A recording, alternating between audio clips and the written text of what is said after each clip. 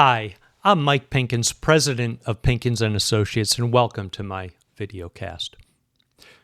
When you hear certain words, do they elicit a negative response?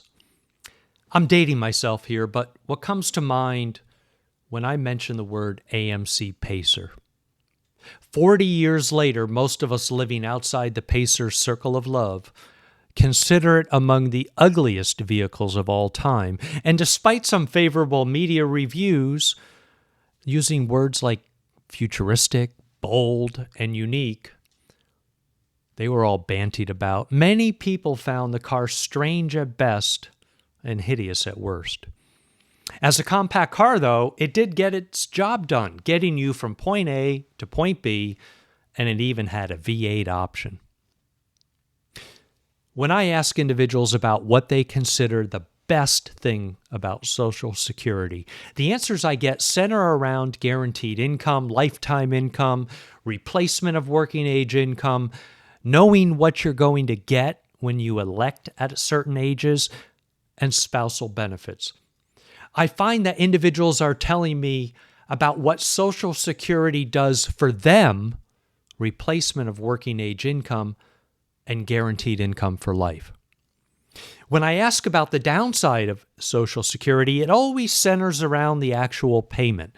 Everyone wishes they received more. They want more of that guaranteed income for life. Now we know that Social Security will never replace 100% of pre-retirement income, but the notion of having a solution providing guaranteed income for life that can't be outlived resonates with people as it gives them comfort and certainty. Let's go back to the AMC Pacer and use a similar analogy for the life insurance industry. What's your impression of the word annuity? I've run into more than a couple of people who say that they don't like annuities. Or worse. Let's be clear. Social Security is an annuity. Annuities can be focused on tax-deferred accumulation or providing guaranteed lifetime income, and Social Security focuses on the guaranteed income. No other financial vehicle functions this way. If you withdraw from an investment account to help enhance your retirement income, the withdrawal rate is usually based on a rule of thumb, based on average life expectancy. You may have heard of the 4% rule, withdrawing 4% of an investment account balance each year to supplement income. The problem is investment results aren't guaranteed, and given market returns over the past decade or so, the 4% rule hasn't held up so well.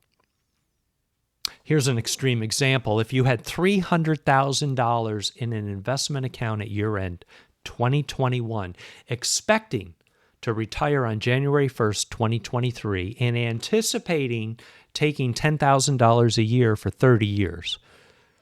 Now, that's a little bit more conservative than the 4% rule, but now let's look at what happened as the market was down 20% in 2022, leaving you with $240,000 on December 31st, 2022. What do you take out on January 1st? Still $10,000? Less? A guaranteed income annuity can solve that problem. Now, I always ask clients, do you want to know or do you want to guess? And when I hear that someone doesn't like annuities, I just ask, why? Why don't you like annuities? And I usually hear 3 different reasons. 1, they're too expensive. 2, well, if I buy an annuity, I give up all control of my premium. And 3, related to 2, if I die too soon, the insurance company keeps the rest of the money.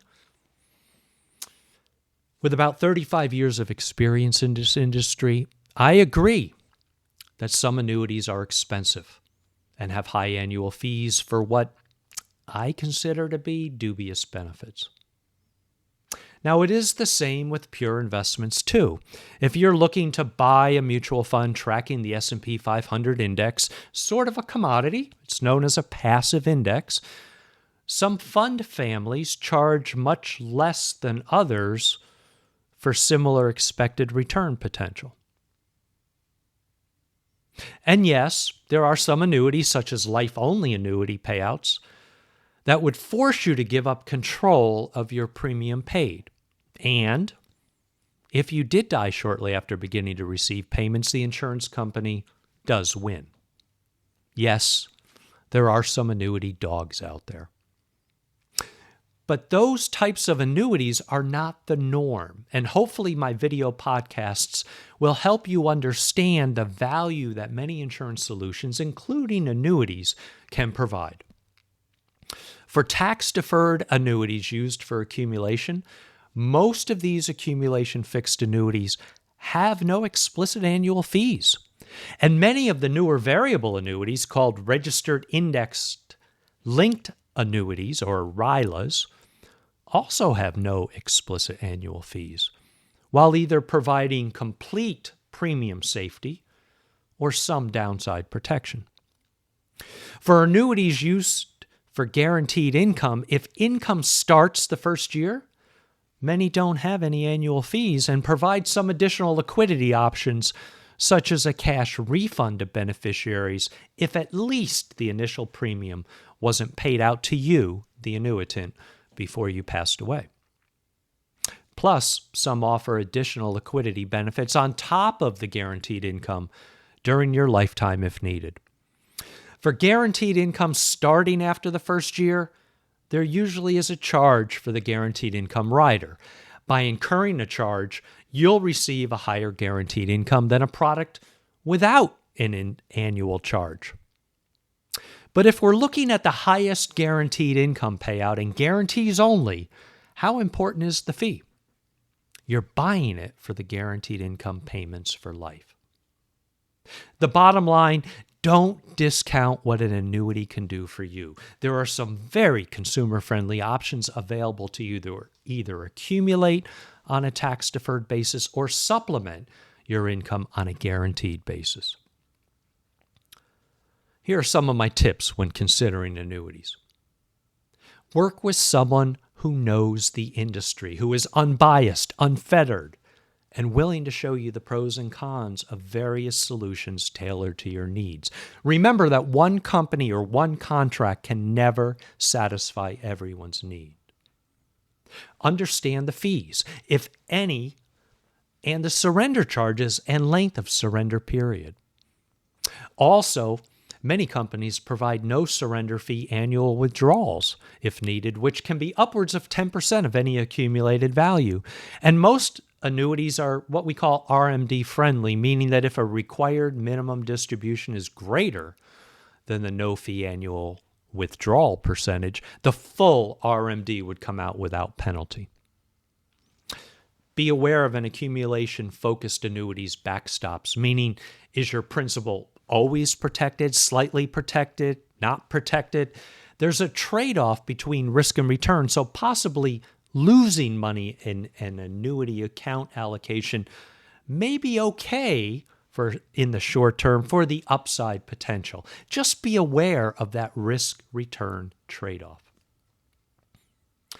Be aware of the insurance company's financial strength ratings, but also remember the ratings limitations. A financial strength rating from a company such as AM Best only measures the ability of the company to pay what they guarantee in the contract. It does not indicate whether a product is competitive or not. Think about what you're looking for in an annuity. Do you want to accumulate tax-deferred assets and not focus on income for a number of years? Or are you looking today to guarantee and turn on guaranteed income within the next 10, 15 years? Focus on the objective a particular annuity solves. Yes, there are some bundled annuities, tax-deferred growth plus available income riders, but strong accumulators generally don't have strong guaranteed income. Like life insurance, needs change too. The annuity you purchase today for a specific reason may not be the annuity you need at some point in the future. And that's okay.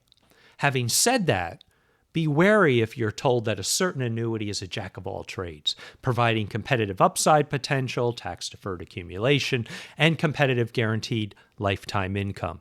there's always a trade-off. Notice I keep saying guaranteed lifetime income.